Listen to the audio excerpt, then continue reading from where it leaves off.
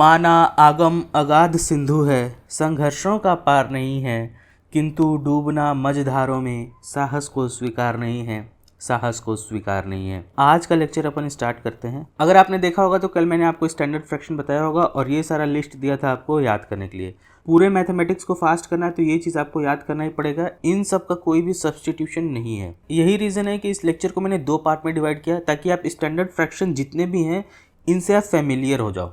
फिर इनको यूज़ करके क्वेश्चन में कैसे हम लोग इसको यूज़ करेंगे, कैसे कैलकुलेशन को फास्ट करेंगे, वो हम लोग देखते हैं इस लेक्चर में। मैथमेटिक्स में जितना भी चैप्टर है उसमें ये चीज़ जरूर यूज़ होगा, फ्रैक्शन, परसेंटेज, ये हर जगह यूज़ होगा।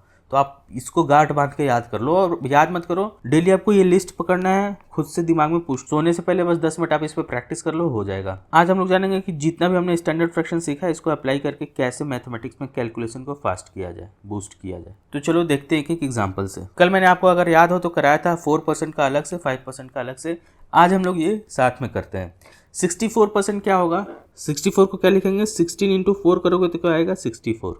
तो ये किसका पार्ट हो गया? और 4% क्या है? 25, तो 16/25। 4% क्या है? 1/25, तो 16 का उसमें मल्टीप्लाई हो रहा है तो क्या हो जाएगा? 16/25। 92 को आप कैसे लिख सकते हो? 23 × 4। और आप सभी को पता है कि 4% का फ्रैक्शन क्या है? 1/25। 23 का मल्टीप्लाई 4 में हो रहा है तो अपन क्या करेंगे? ये आंसर क्या हो जाएगा? 23/25। 56% क्या होगा? 14 × 4 करोगे तो क्या आएगा? 56। 4% का हमें कितना है? 1/25, तो इंटू मल्टीप्लाई किया 14 का तो क्या हो जाएगा? 14/25।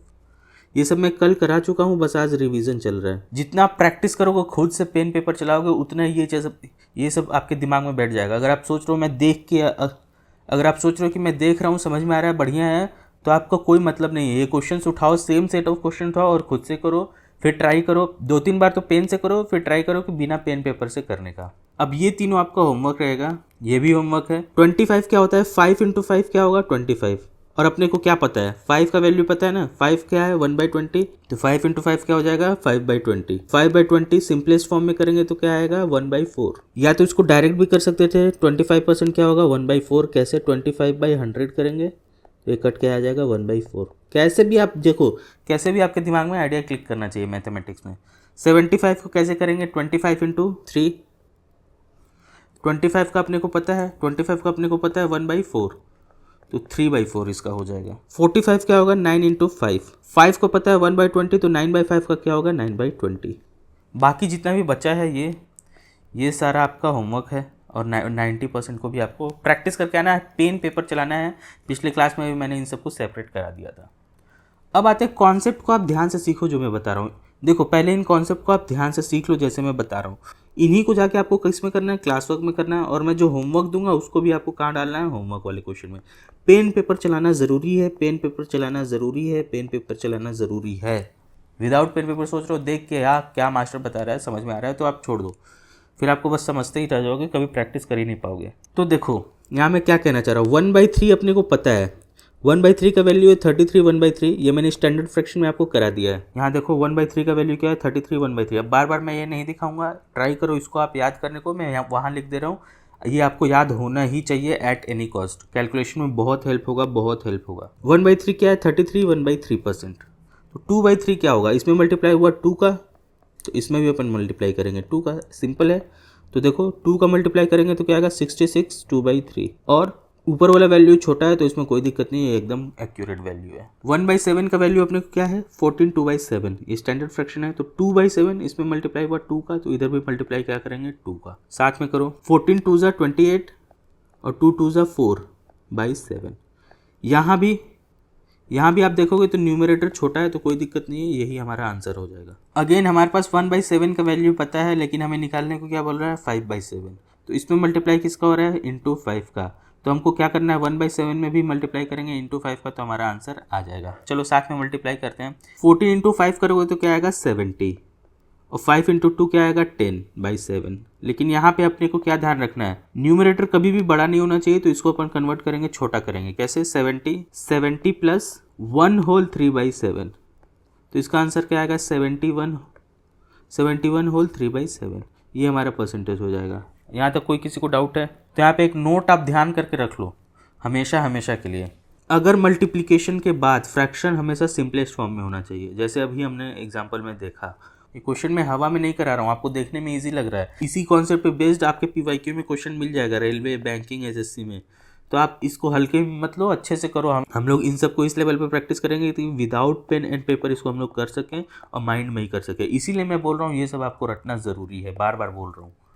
इसको ये जितने भी स्टैंडर्ड फ्रैक्शन है इसको आपको मास्टर करना ही पड़ेगा। डेली सोने से पहले 10 मिनट दीजिए, कोई इशू नहीं आएगा, ये मेरी गारंटी है। कहीं भी अगर मल्टीप्लाई किया फ्रैक्शन में तो हमें क्या देखना है कि फ्रैक्शन क्या होना चाहिए, सिंपलेस्ट फॉर्म होना चाहिए, और हमें सबसे पहले फ्रैक्शन पार्ट ही सेटल करना है। अभी जो हमने एग्जांपल देखा यहाँ पे ये सिंपलेस्ट फॉर्म में है लेकिन ये सेटल नहीं हुआ है, हमें फ्रैक्शन पार्ट को सबसे पहले सेटल करना होगा। क्यों?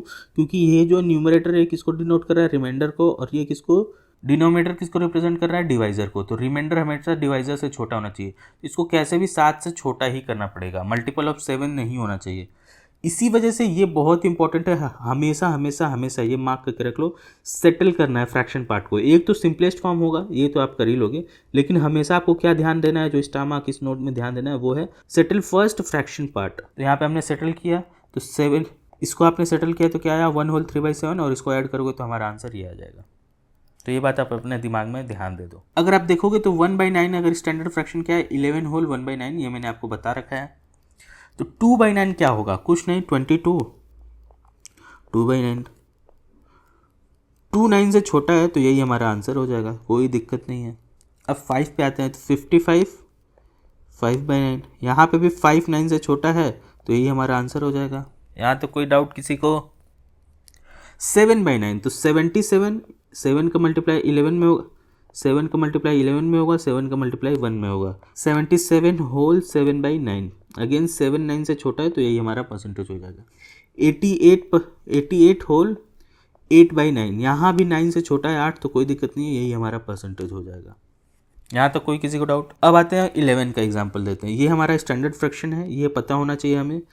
अगर कहीं भी आपको 1/11 दिखा, नीचे में 11 दिखा, तो आपको दिमाग में क्या आना, दिमाग में तुरंत क्या आना चाहिए, 1/11, और यहाँ पे क्या होगा 9, तो 9 होल 1/11, तो 3 से करते हैं, 9 3 27, और यहाँ पे क्या आएगा 3/11, 9 5 45, और 5/11। कोई डाउट यहाँ तक नहीं होना चाहिए, बहुत ईजी करके चलना है।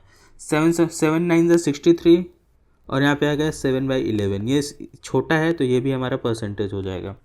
9 9 81, और 9/11, ये भी परसेंटेज हो जाएगा। चलो अब एक अच्छा से करा दे रहा हूँ ताकि आपको याद रहे। 1/13 क्या होता है, 7 होल 9/13, तो हमें निकालना है 3/13, तो 3 का मल्टीप्लाई इसमें भी होगा और 3 का मल्टीप्लाई इसमें भी होगा। चलो साथ में करो, 3 7 21, और 3 9 27/13।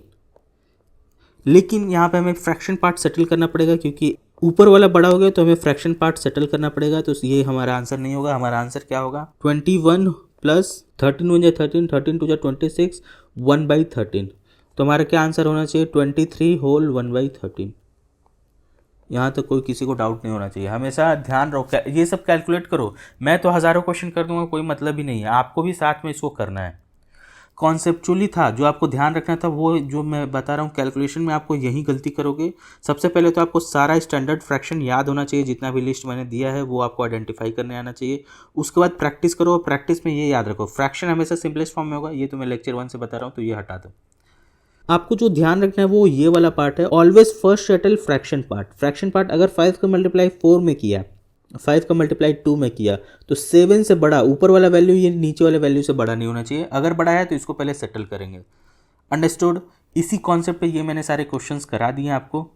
अब देखो, अच्छे अच्छे क्वेश्चंस मैंने जानबूझ के आपको होमवर्क दिया है, क्योंकि इसमें कुछ रॉकेट साइंस नहीं है, सिर्फ आपको मल्टीप्लिकेशन है और चेक करना है ये वाला कॉन्सेप्ट। नहीं समझ में आ रहा है, वीडियो को बार बार आगे पीछे करके देखो, और ये होमवर्क है सारा, आप स्क्रीनशॉट लो।